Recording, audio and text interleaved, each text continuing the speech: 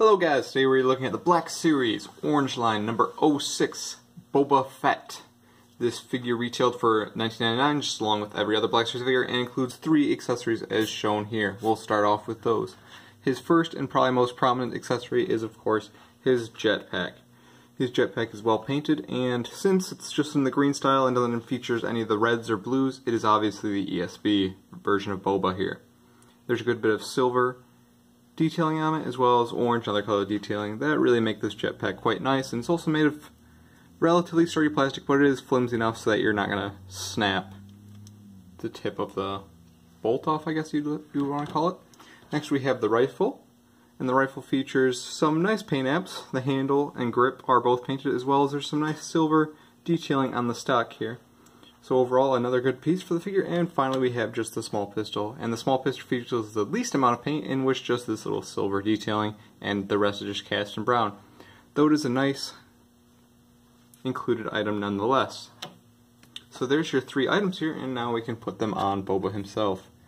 And Boba, as I said before, is obviously an Empire Strikes Back version, as he includes the green gauntlets as well as the green jetpack. And I'm sure there's a lot of more minute things, as well as the belt. He shouldn't have these large pockets on the... He wouldn't have these large pockets in the ROTJ version. So, and I'm sure there's a lot more minute small things, but really those are the 3 big ones in my head at least.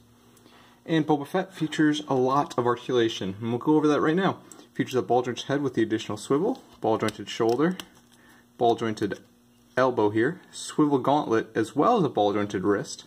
So a lot of articulation beyond the elbow and the arm. Ball-jointed waist, so it's really more of a swivel since you can't achieve much forward and back motion with it. Ball-jointed hip, swivel thigh, double-jointed knee, and then your rocker ankle. So really the only thing Boba's missing out on is of course the double-jointed elbow, which Hasbro does not seem to like doing on the Black Series 6-inch figures. Aside from the small lack of articulation though, this figure definitely makes up for it in sculpt, since it just perfectly captures Boba Fett. It features a really nice sculpt in the helmet. You even get the nice dent in there painted, and the paint job just really carries this figure in my opinion. All the paint is beautifully applied. The gauntlets all have little detailing on them all over, black and detailing. There's a whole bunch of silver marks on him all over his head. Features all the wear that we've seen on Boba in the past, and the Mandalorian symbol on his left shoulder really just tie this entire thing together. All the paint apps just carry this figure. The underneath sculpt is very good, and it allows for most poses, but I would like to say this now, the belt here hinders a lot of the hip movement. As you can see, he really can't stretch his hip out very far just because of those large pouches. Would have been nice to get maybe a hinge on the belt or make it a little more rubbery. I know on, I'm not sure if it's Bandai or Reveltech's version, the pouches there were actually attached via a small hinge or ball joint, or one of the two, so they actually moved with the legs of the figure, which was really nice. But this one does not feature that.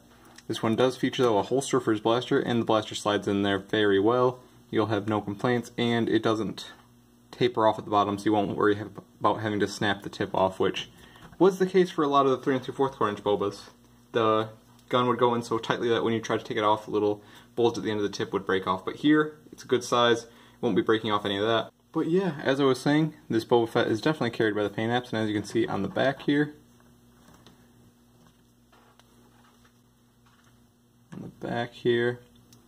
very good paint apps, everything's super clean. You can even take the jetpack off, and attaches via one small peg here, and also features 2 little additional bumps to keep it in place as it should, and those attach to the little buckles there. They don't really plug in, but they just kind of station the jetpack there.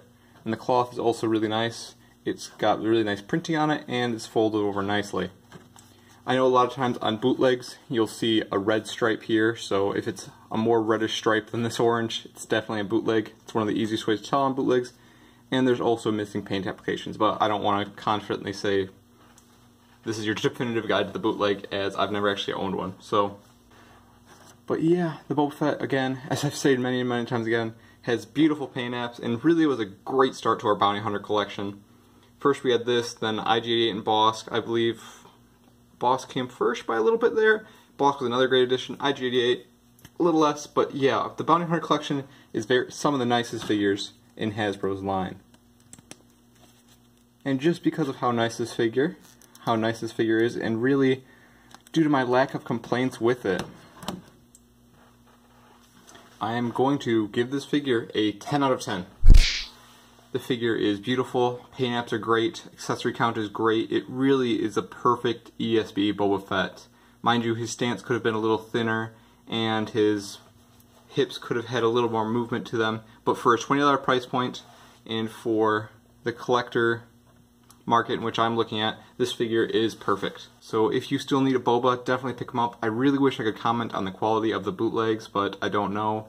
I guess if you don't have the funds, because I believe this guy's going for like 56 bucks, 60 bucks nowadays, even after being reissued in additional cases. But he definitely deserves it. He's one of the nicest Black Series figures out there. Some would even argue the nicest. It's just extremely well done. And one big thing I want to touch on, we don't have a removable helmet. It's just a nice sculpted head. There's no flimsiness to it. All the detailing is there. It just really is the perfect Empire Strikes Back Boba Fett. Thank you for watching.